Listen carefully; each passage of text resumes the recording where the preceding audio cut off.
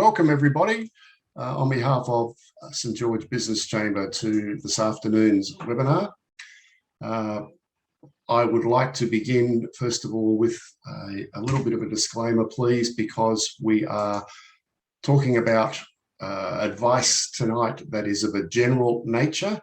If you have information, or if you require information about your specific business's needs, you should consult either of our presenters, of course, or an expert in that area to make sure that the information is suitable for your particular business, because as most things, particularly when it comes to industrial relations and staffing and HR, there is very, very rarely a one-size-fits-all solution, that's for sure. So our presenters this evening, we're very pleased from the Chamber and very grateful to have our two experts join us. We have Carlo Domingo, who is an Employment Solutions Partner with Your Town. Welcome, Carlo. You obviously unmute and say hi, that's good. Hi, guys. And Ziad Mutassim, Business Development Manager with the Youth Partnership. And Ziad is an old friend of both our neighbours down in Sutherlandshire, but also St George Business Chamber as well. Ziad, so welcome along. Good afternoon, everyone. Thanks, Trevor. There we go. So a little bit of an overview. To begin with, the reason why we're doing this webinar this evening is fairly straightforward. If you ask anybody who has a cafe or a restaurant in particular, but also, as I was saying to the two gentlemen earlier, speaking to some managers at just local pubs, local hotels in our region here, there's just simply not staff around. It's not just affecting the hospitality industry. Tradies are having similar problems getting staff. And we know why. COVID has created a lockdown. International students have gone back to their own countries, of course. The borders aren't open yet, so skilled migrants can't arrive. I did have a conversation with a migration lawyer recently, and she said, I can help you there are all these categories of people. I can help you get these visas that you need. The department are being very friendly and they're being very helpful at the moment. They want to get these workers in. And I said, that's great. She said, yeah, but the trouble is I can't book the flights. She has no control over the actual border itself and about getting flights. And as we hear regularly on the news, it costs an arm and a leg to get on an aeroplane these days because there's so few people on them. So it's all very well having the visa categories open, but they still can't get people in here. Now, what that means in a hospitality sense is that you may well, with your cafe or your restaurant or your bar, you may well have had an ad up on Gumtree in the past, go back a couple of years now, of course, but had an ad up on Gumtree. You get a handful of applicants, you get to trial them perhaps for a while, you would get to choose the best one, and the chances are that that person you've put on doesn't just know how to make coffee, doesn't just know how to pull a beer, doesn't just know how to make a sandwich. They've probably worked in that industry in different jobs while they've been studying or backpacking around the country. Those people with those mixed skills are just simply gone. They're not there now. And what that means is that employers are going to have to take a step back, take a deep breath and invest in some training. Again, this is where the tradies have it over us a little bit, because they do have, within the trades, they do have structured apprenticeships there. You do get, of course, apprenticeships in a hospitality sense. They tend to be in chefs and those sort of people. But the owner of the cafe is just going to have to take a step back and spend a bit of time training that staff. And our two guests this evening are coming from organisations that can provide that youthful solution, as we say, to your staffing shortfall. So to begin with, I'm going to ask Ziad to speak about the Youth Partnership. And I have to go back in time, mate. I know you've spent a lot of money on the new brand, but the Youth Partnership has been around a lot longer than just the name that you might have only just heard of tonight. Its previous life, it was the old SSBEN or SBEN as we know it. And they rebranded. Ziad, it must be a bit over a year ago now, I think. Yeah, just the start of last year, March. Oh, wow, that far back. There we go. Oh, sorry, this year, Trevor, sorry. This year, much? Yeah. This year, March. So certainly the organisation has been doing the great work that it does, and there are so many people that I constantly meet in the hospitality sector who got their start there, or managers who have got fantastic things to say. I was fortunate enough to attend the rebrand launch for the Youth Partnership, and the manager of the restaurant and the function room where we had the function was a big fan and was talking about it from first-hand experience how many people that employed. So Ziad, I'm going to do one of those clever tricks now where I stop sharing mine and I'll let you share your screen and put up your slides. And over to you, sir.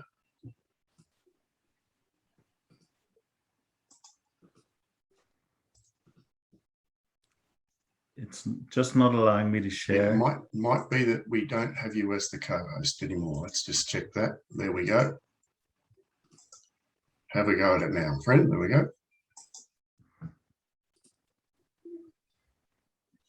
Perfect.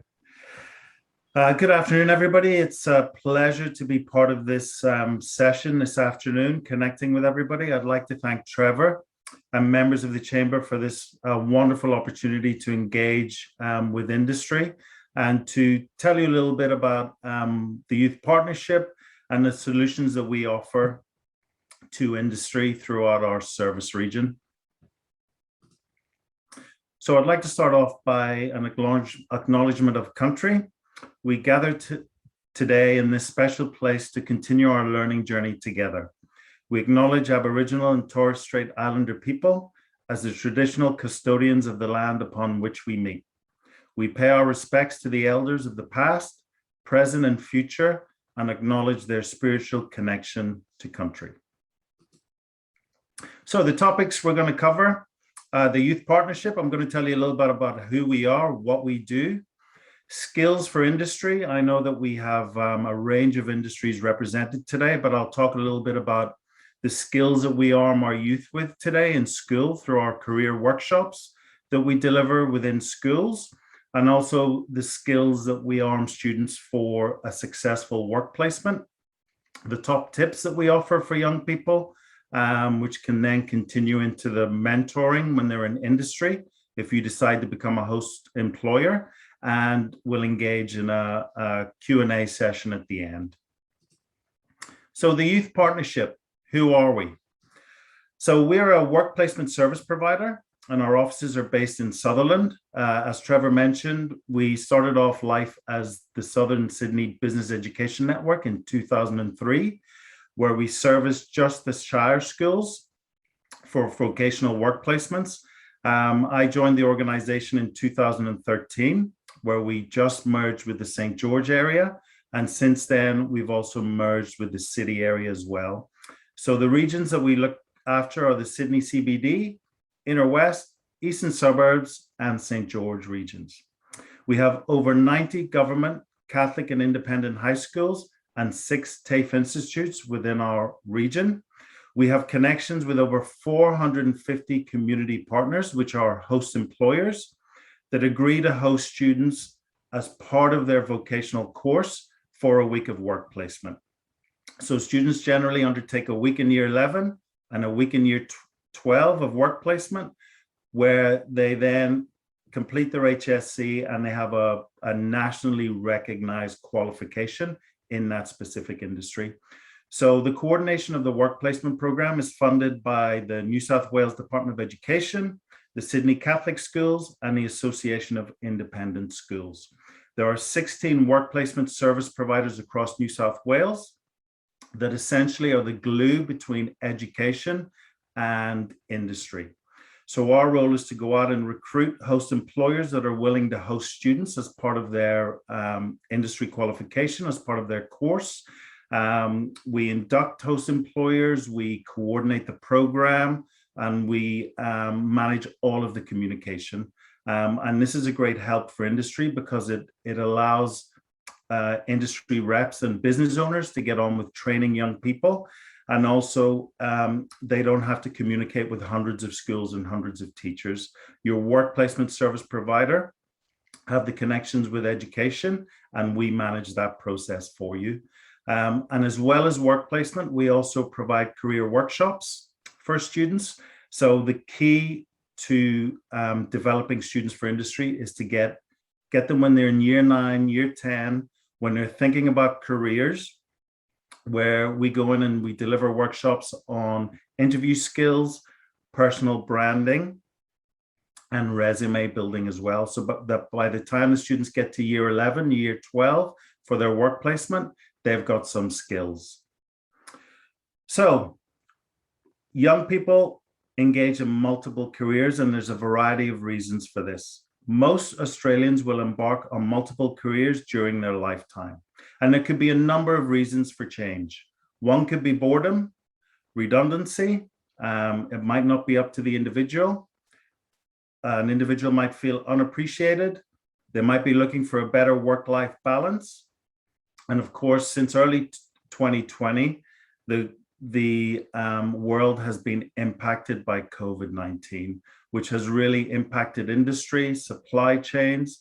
As Trevor mentioned earlier, international borders have been closed, and it has really allowed people to develop new skills and look at new industries.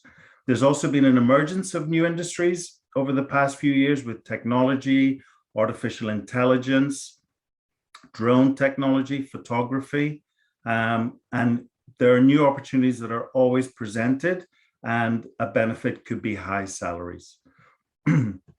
Through work placement and the coordination of the program, we arm young people for skills that are required in industry. So we work with over 25 industries where we place students in for a week of work placement, and these students need to be armed with the skills to engage with industry at year 11 or year 12. So when they're really young, they can take these life skills and take them to any industry. So when a host employer is getting a vocational student on work placement, that student will have had some training with their teacher prior to their work placement, and also some training with the youth partnership. So there are a few key skills that we focus on. Communication. So we ensure that work placement students are able to communicate in a clear and concise manner, both verbally and in written form. So students have to learn how to communicate. Some students are very good at using SMS, emails, but the oral communication and how you communicate with diverse workforce, with colleagues, it's really important that students learn this at a young age before they go out on work placement. We discuss teamwork, engage in activities that focus on teamwork, the ability to work as part of a team to support colleagues and customers, because work placement students are going to be dealing with clients. They might be going out and visiting clients with host employers. If they're working in hospitality, they're going to be dealing with customers, long-term clients, and they really do become a part of the business when they engage in a work placement. So it's really important that they learn about teamwork and supporting the other members of staff. Initiative. So we teach students about initiative. What is initiative? How can you showcase initiative?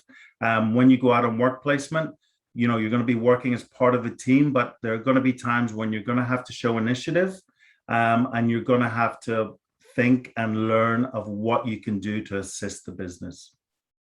Problem solving as well. They've got to be able to present solutions to enhance the standard of service and efficiency. So a lot of students, when they go out on work placement, they actually have an input with the organization. They can provide fresh ideas. They can provide a youthful perspective. Some organizations are used to doing things because that's just the way we did them. So we encourage students that when they're out on work placement to engage in meetings and also to offer solutions to problems that industry might be facing. There are also some further skills that we enhance students with. Digital literacy. So it's really important that students, when they go out into industry, are able to communicate through the internet, social media platforms, and media devices. Again, going back to COVID-19, a lot of industries have had to change their models, rely on social media. A lot of restaurants have closed, so they've relied on takeaway, on apps, and a lot of students have gone out on work placements and have actually undertaken the marketing and social media for organizations. So if you're an industry representative, or if you have a business and you need to work on your social media, on your Facebook page or your YouTube channel, a lot of the students now are armed with skills that they can actually come out and edit and actually manage social media for companies. And we have had students in the past that have actually taken on that responsibility. Financial literacy. we make sure students understand the importance of finance within a business, and we encourage host employers to allow students to engage in those activities.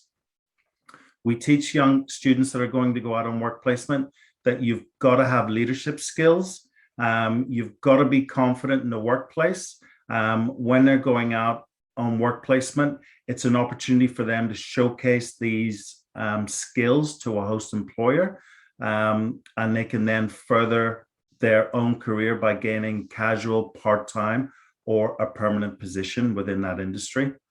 And critical thinking.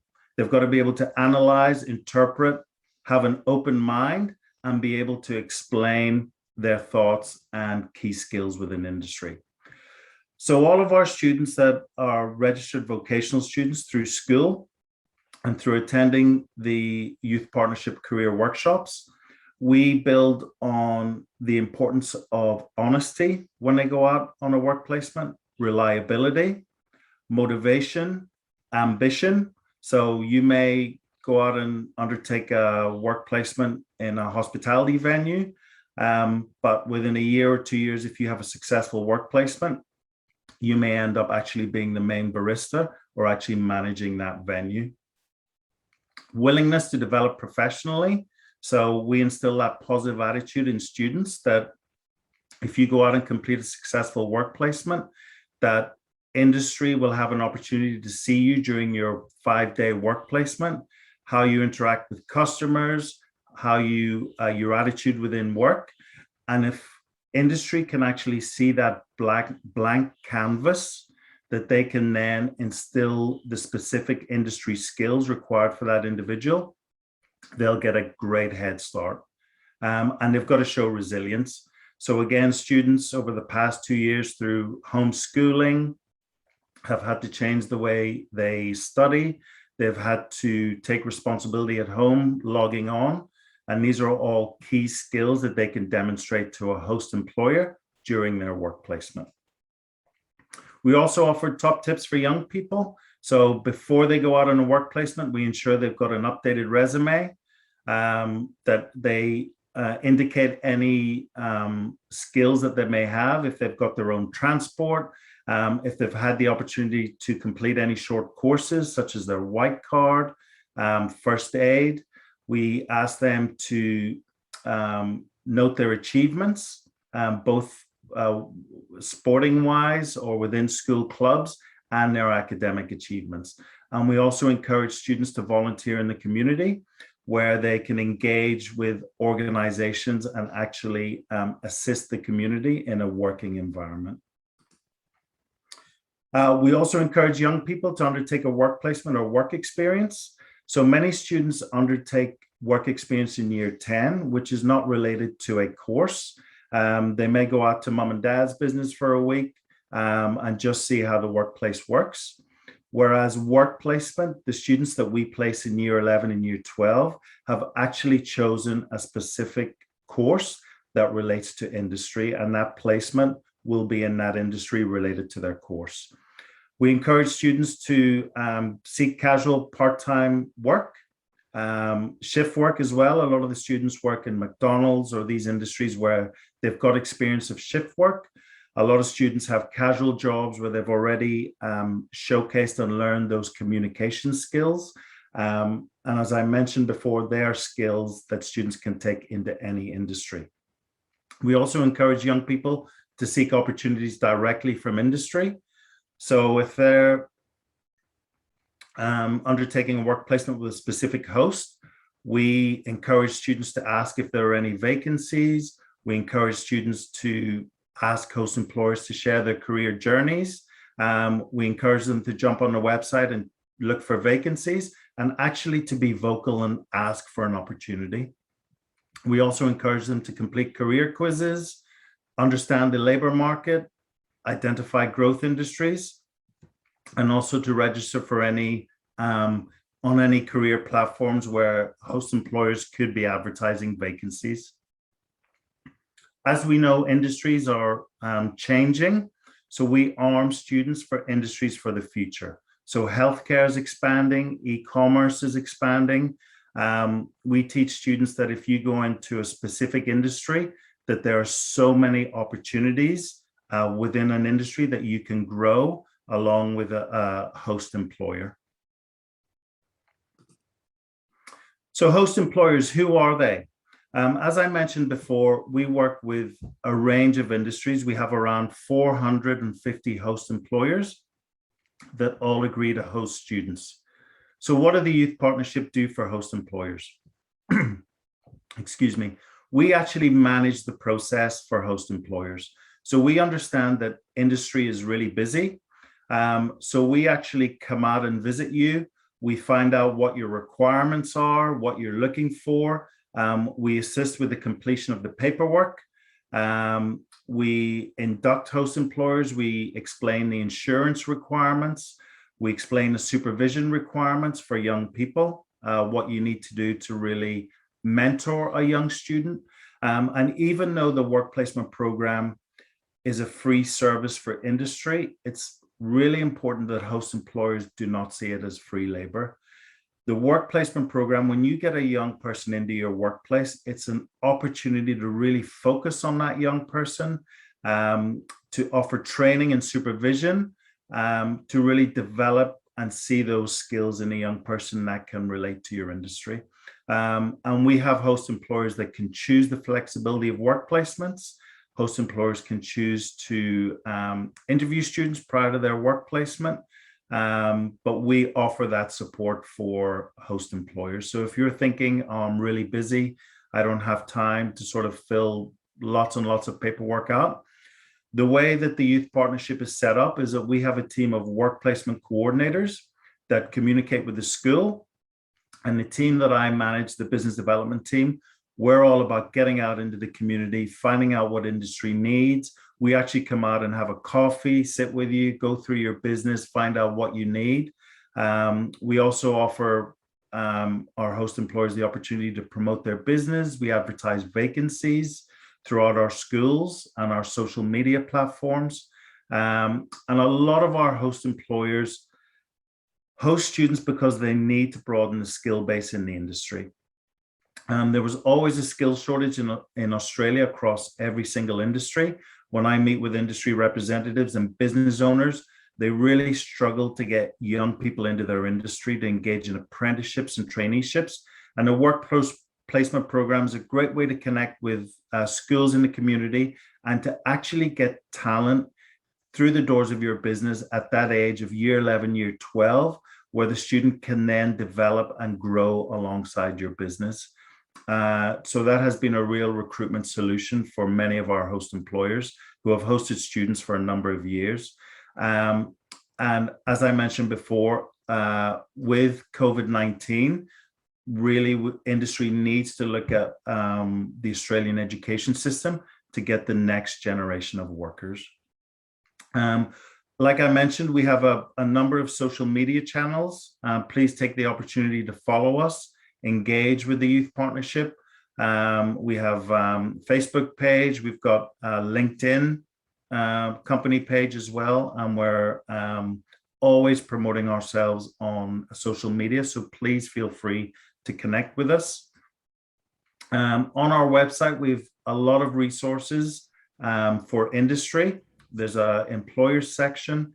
We've got some testimonials from host employers, and I have a range of good news stories where employers have taken on work placement students, and those students are still with that organization 10 or 15 years later. Many of the construction students have actually engaged in work placement and actually gone on to run their own companies. So if you're a business owner out there and you really want to connect in with education and get the next generation of workers through your doors, please connect in with the Youth Partnership. We would be happy to connect with you. And if you're in an area outside of our service region, like I mentioned before, there are 16 other work placement providers happy to support industry. Thank you. Fantastic, Ziad. Thank you so much. Carl, I'll unmute your microphone in case you want to ask a question or contribute, my friend.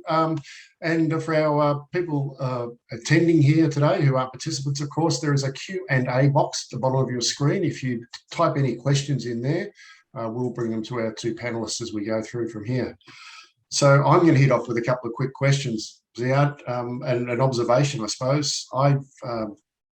For the second year in a row, I've been involved in a mentoring program called Interchange, which is working with groups of students at universities, generally first or sometimes second year at universities. And I've been amazed at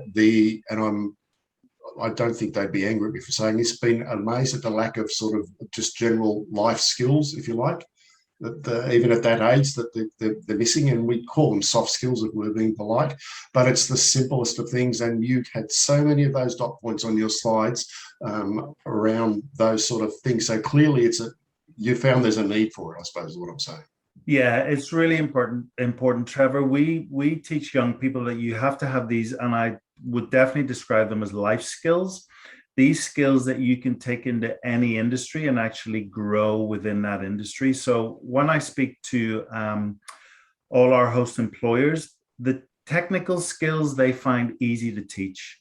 It's actually finding candidates with those base of life skills that they can work on and build on. And it's a really important part of the Youth Partnerships mission to connect and arm as many young people as possible with those life skills. Like I said, we work with a range of industries, but if host employers can get a student in that showcase those life skills, there's no limit to where that individual can grow within the company. I totally agree with you, Ziad, especially working in the youth space. You know, the youth is our future. So by accessing our youth and building them up for success and bringing them up to have those skills, because everyone can get taught, right? Everyone can get taught skills and experience will just come in time, and getting them early, especially with what you do with the Youth Partnership, is an amazing organization. I definitely think that, you know, we could definitely work in synergy together. And so I really believe in working with our youth is working with our future, and it's really going to shape our communities ahead. Yeah, absolutely. And there are different, like you said, Carl, there are different players. We've got teachers, we've got industry, we've got mentors. We all have to connect in order to provide the best opportunity for youth. Yes. So, see, I'm sure you cover this with the businesses that you partner with, but for the benefit of those that aren't in that program and listening, you find a student and they come to work in my business for a week with a work placement, and I say, wow, these guys are great. This young person is fantastic. I want them to come and work for me.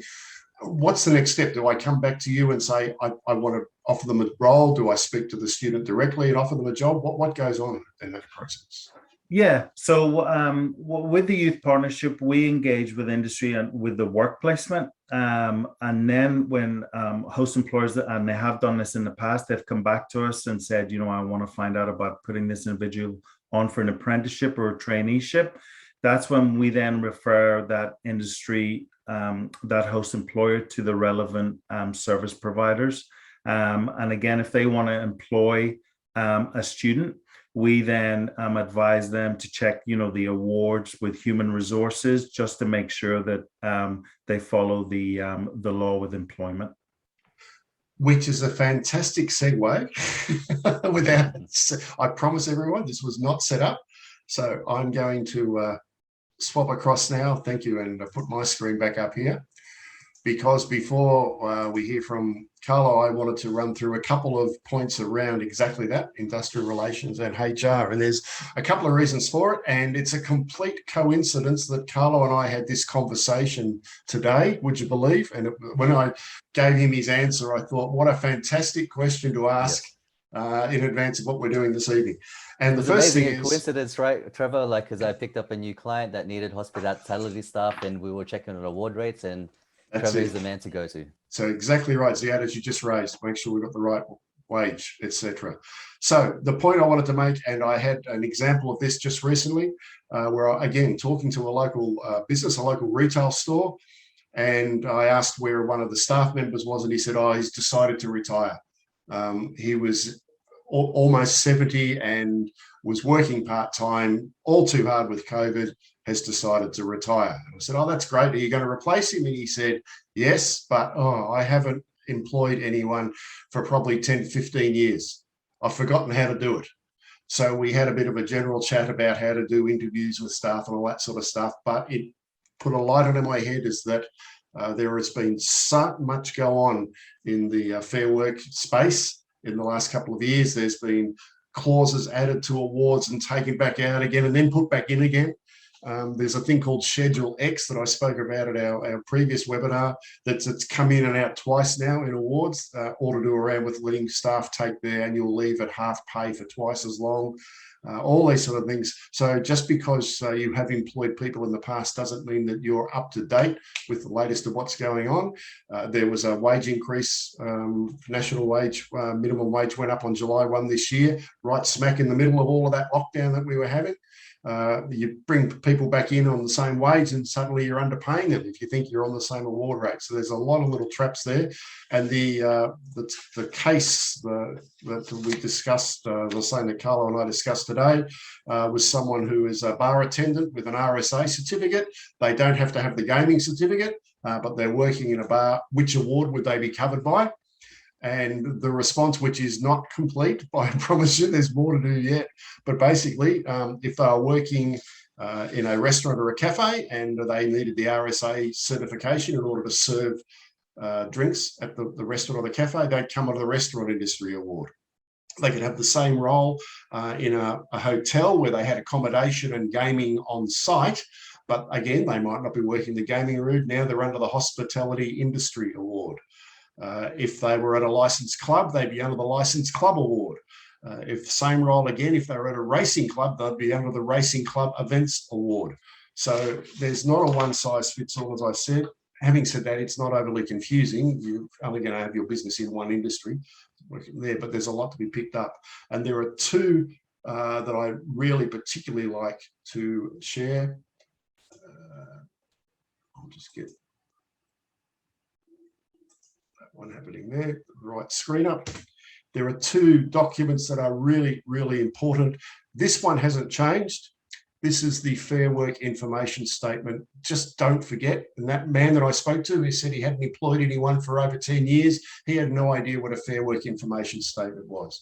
It doesn't matter whether you employ someone as full-time, part-time, or casual.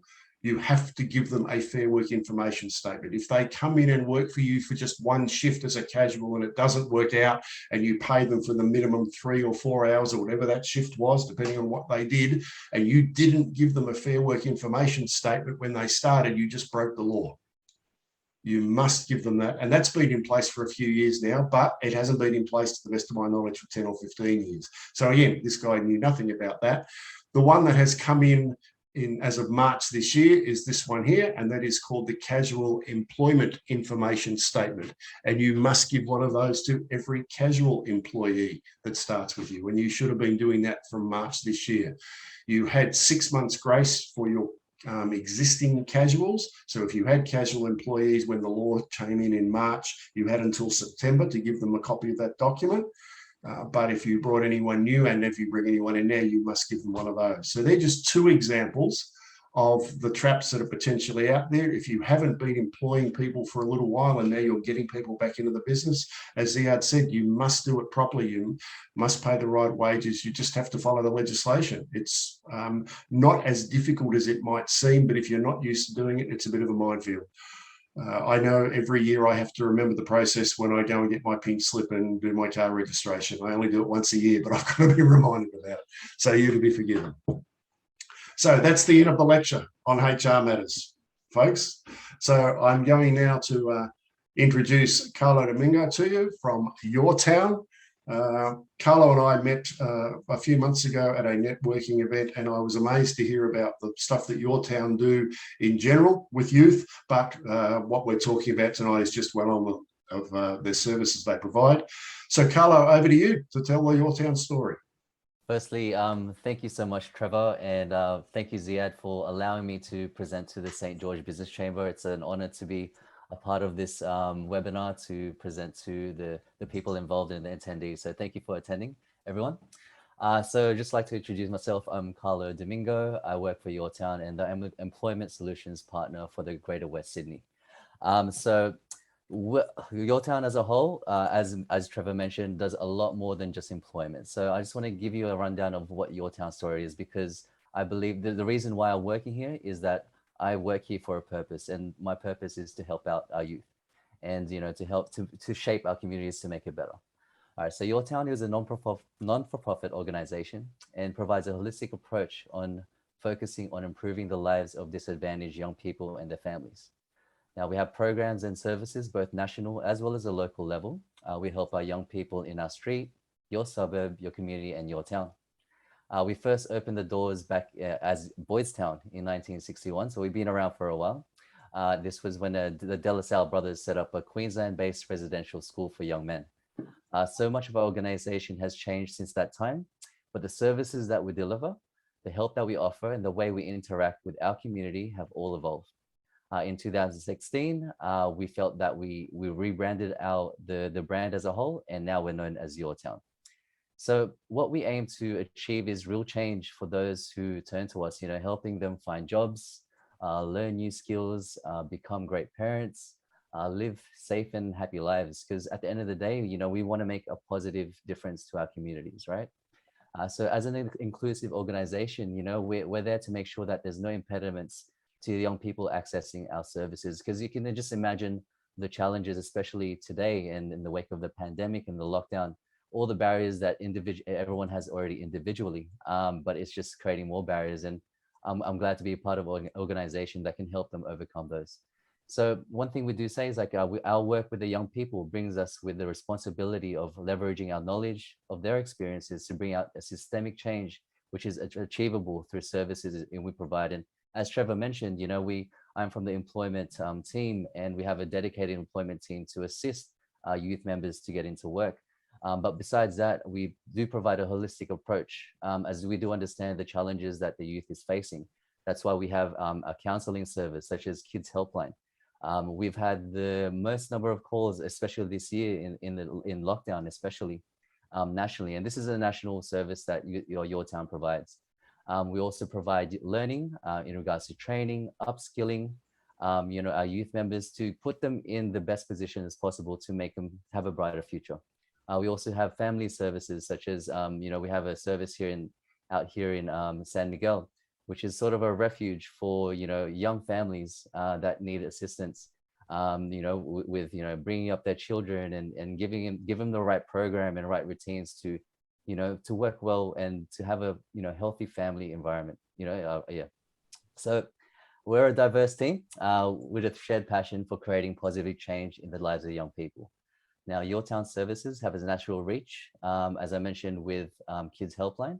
Although our employment services currently is only in Queensland, South Australia, Tasmania, and New South Wales. And I just wanted to point out, since we are, presenting for the St. George Business Chamber, we currently don't have a footprint in that region, as we currently only service the Southwest as myself, which I look after the Greater West Sydney as well. Okay, but although, as I mentioned, our services go far beyond employment, we have a wider team that consists of counselors, youth workers, Indigenous mentors, tradespeople and vocational trainers, community development workers, child and family workers, human resource advisors, marketers, fundraisers, and media advisors, researchers, administration staff, and accountants. So we cover a wide basis of ways that we can help our youth and these young families. So Your Town is a place that lives and breathes its ideals and philosophies. Now, we don't just talk about them. In every word, every action, and every reaction with each person that walks through the door. And I really believe that in every interaction that I have with our members, with the clients and the businesses and the agencies I deal with, I'm there to assist and educate everyone and work in synergy so that it's a win-win situation for everyone. So our member base, just so that I want to get an understanding with Your Town, our focus is on the youth, as I mentioned. We are on the transition to work contract, which works with youth from 15 to 24 years of age, and currently are on the job active contract as well, which goes up to 29 years of age. So with our employment team, which I'm from, we have a wealth of experience, from which was a sort of newly created division in the last previous years. And it's really made a positive impact on how we deliver, how we can deliver our services and get these kids employment. So we have a wealth of experience, as I mentioned, and what's best is that there's no fee to our services. I guess, especially in lockdown, that's been a big part of businesses, why they've started to approach us, why they've had to sort of think strategically and creatively to reach out, because at the end, I understand the challenges of as a business owner. You got to look after your revenue, your staff, and there's, especially with everything that's going with lockdown, it's been challenging for everyone, and I know everyone's been impacted. So things that we do with the employment solutions team is that we equip young people with the skills, motivation, and attitude to succeed in the workplace. We understand their strengths, transferable skills, and how we can help them overcome obstacles in securing work. We'll listen to their needs. We will listen to their clients' needs and find potential candidates by accessing our member base across the Greater West Sydney, which I look after. And as I mentioned, we do have a team in Southwest that does this as well. What we do is we make recruitment easy and simple, helping refer a short list of ready candidates and arrange interviews for you. We do provide 6 months of practical support for you and new employees, including mentoring, coaching, and direct support. We direct with work preparation training as well, tailoring training to your business requirements and upskilling in regards to certain licenses that they may need. We do have access, like for example, I've worked on warehousing in the warehousing space, and some of them require a white card or a forklift license. And those are things that we can assist with our youth members to upskill them to, get them in a good position to get employment. We involve the employer in developing the delivery of training as well. And provide access to industry-based mentors. We coordinate work preparation training tailored to your industry and business needs, and we give you an access pool of young candidates who want a job. So as I mentioned, as we discussed earlier with Ziad, I really believe that working with our youth is necessary now, especially with the candidate short market that everyone's experiencing, especially in the hospitality retail space. I've also seen that I work predominantly within the blue collar space, and that's also been affected because, as Trevor was mentioning, the shortage of skilled migrants, disengagement as well because of lockdown is really affecting the candidate pool that the businesses and agencies have access to. So one thing as well, which is a great benefit that your town can provide, as well as other providers out there that do that work on these contracts, is that there I have access to the federal government wage subsidies, which is up to $10,000, which is fully funded by the government and is payable to your organization with ongoing support. And that's to help out with your licensing, training requirements, work clothing, post-placement support. And as Trevor was mentioning earlier, it's about investing in the youth, upskilling them and training them. And that 10,000 goes a long way in helping provide that, correct?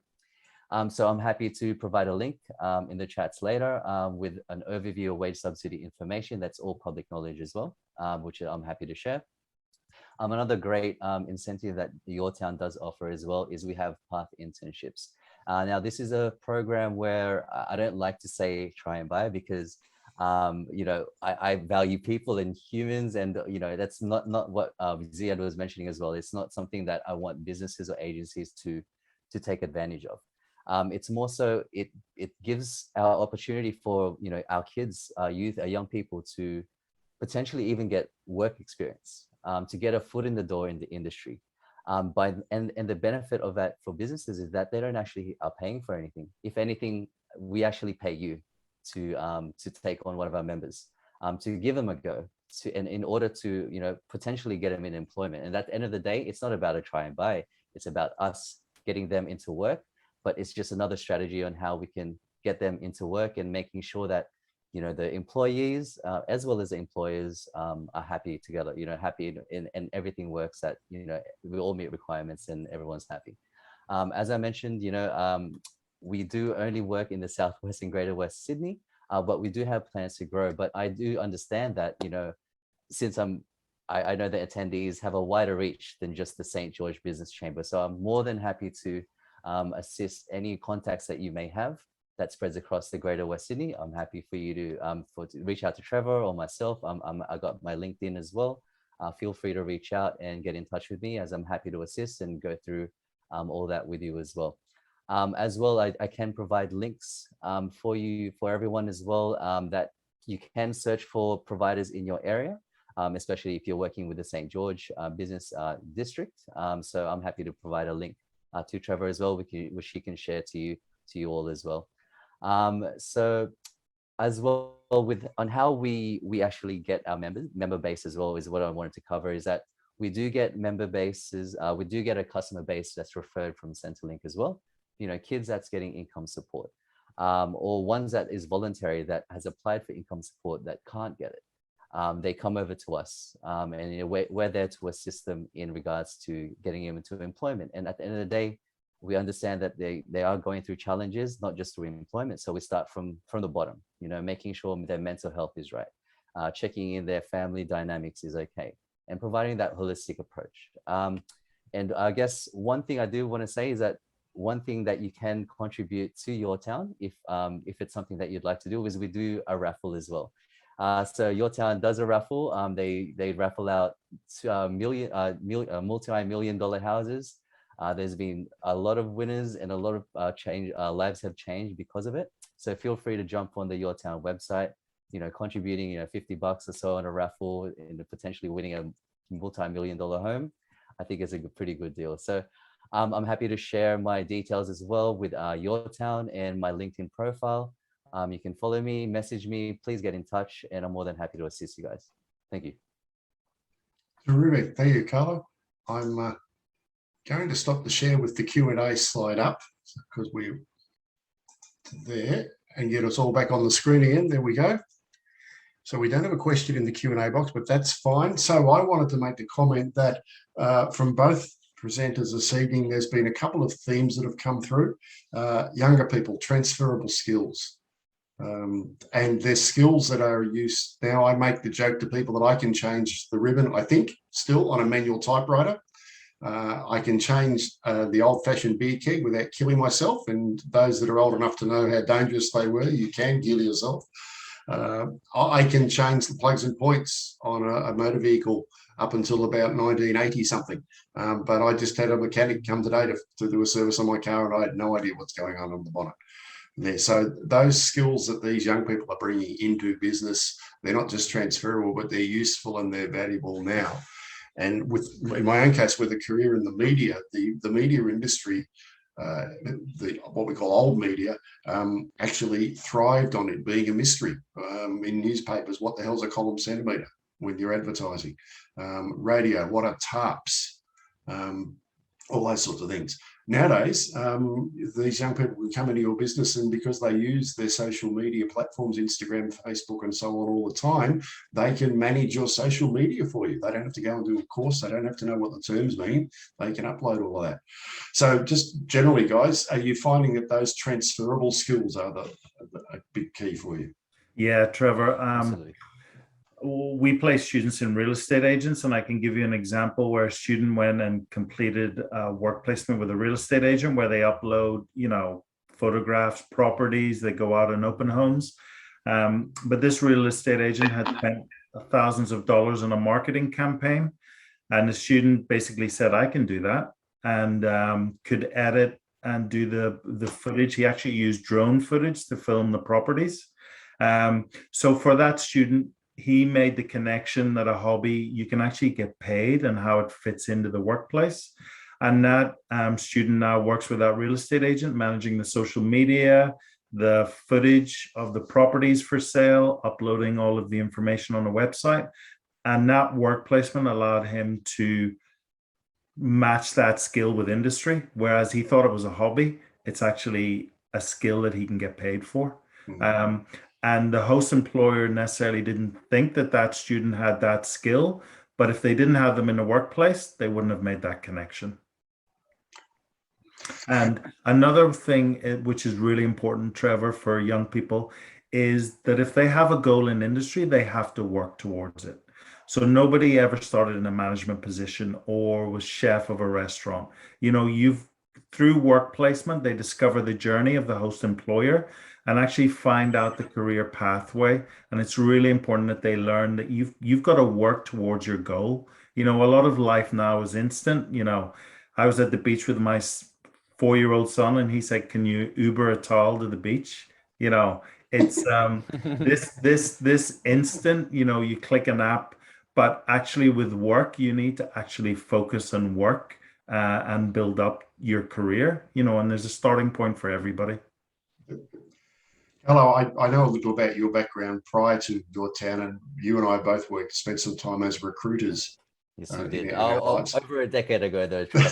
Been a But while. hypothetically now, when you're looking through resumes for a role, and I'm talking about a more senior role now, someone who's maybe got the university degree, a couple of years of experience, but they come into you and they've got down at a few years ago on their resume, they've got that they came through one of these programs, whether it be through the youth partnership or through yourselves, where they've ended up working in a warehouse for a while, or they've worked at McDonald's behind the counter. I personally used to love seeing McDonald's or KFC on someone's resume because it meant they've turned up on time, because they don't tolerate tardiness. They've worked to a particular standard. If they've worked their way up and become a crew chief or a supervisor, they've obviously got some responsibility and some leadership. So, Carla, do you find the same thing when you're working with the young people now? There's benefits. Absolutely. Like, I love working with the young people because I totally agree with Ziad how they want things now, right? That's something that they want to achieve. So they might want a certain goal, but what we have to do is manage their expectations.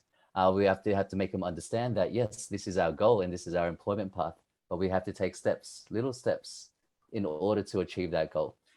So, as far as what we can do is, we can try to open up their minds and open up their hearts and what their true passions are and what they really want.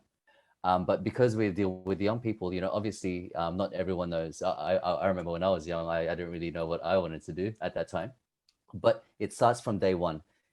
Just getting employment, just getting in a sustainable work where you can able to prove yourself and upskill yourself and gain that experience. And through that, that's when you can take further steps to further upskill yourself and grow. And that's what we're there to do. So yeah, I totally agree with that. So then it's just a starting point where especially with Ziad and where I'm working, especially in the youth space, and then potentially, that can get them into engage in further studies, and get them interested in certain aspects, because at the end of the day, sometimes it's hard for us to, even myself, to know what we want to do at a certain time, but trying things and trying different industries or trying other jobs to see if it actually works for them is deducing the fact that, this is not for me, but so I'm going to try something else. And so, do you find now, let's take a hypothetical example, a hotel with accommodation, that sort of hotel, I don't mean like a pub, accommodation with restaurants and so on there. They've joined your program, they've taken on some young people, and the general manager or the food and beverage manager moves on to another employer. Do you find that those people are now getting on the phone to you and saying, I want you to do for me here what you did in the previous role? Yeah, absolutely. We maintain our connection, Trevor. You're absolutely right. A lot of our connections move. Within Sydney, people change roles, they move to other companies. But a large part of our business is a referral process because they've had that success, and they've had young people in the business, and they've found that actually hosting students, they can host students that come in through the industry and may just short-term complete a work placement, get their journal signed off. But through hosting students, they actually make those connections where the students stay on long-term. And something within a hotel, there are multiple roles. You can start off in hospitality, you can move to housekeeping, concierge, security, and young people get the opportunity to see what roles are available. And we encourage host employers to have that conversation and sort of say, this is what's available for you. Yeah, excellent. Carla, similar with you saying you tend to work in the blue collar space, you're finding again in a warehouse sort of environment that Yes. Great, I'd love to be the guy who drives a forklift. How do I get a license for that? Are you getting that same sort of enthusiasm once they get out there? Absolutely. So they understand, especially out in Western Sydney. The most jobs that is out in Western Sydney, the Western Sydney has become a logistics supply chain area where that's where the predominant of jobs in Western Sydney is in the blue collar space. So they understand that, they see that. There's a lot of infrastructure that's growing around that space and further developments in the future as well. So in regards to forklift, they know that that in some of them are, they don't have the money to sort of get a forklift license, but it's something that they're interested in. That's where we come in. That's something that we can do to upskill them and train them and get them, get them into get them into trained up to actually get that forklift license, so that they can get into a job that can, firstly a foot in the door, maybe just as a general laborer, but the fact that they have that forklift license can also give them a leg up in once they already have the foot in the door as well. Fantastic. Yeah. Gentlemen, we've managed to get through all of this in the space of 1 hour, which makes for a great YouTube recording for our webinar and to upload it there. I want to, on behalf of St. George Business Chamber, I want to thank both of you, Ziad and Carlo, for giving up your time to come along here. We will be placing this onto our social media, of course, to get the message out and onto YouTube and promoting the fact that it's available there. But rest assured, it's interesting though, I am looking at another event before the end of the year, speaking about older people. And would you believe that you're counted as a senior worker when you hit 45, which for some of us was way back there in the rearview mirror, I've got to tell you. But same again, is now, as we're saying, and we started off talking tonight, getting employers to just think outside the box, that there are not going to be people queuing up with resumes in their hands looking for work now. And the other one is that the media today is talking about the great resignation, and it's looking like up to 40% of workers are going to now think about moving jobs because there are jobs out there they can move to. So, yeah. Guys, it's been fantastic. Thank you so much for your time. Thanks to those who are attending tonight as well. We hope there was some value in it for you. And I will now stop the recording and say thank you, everyone.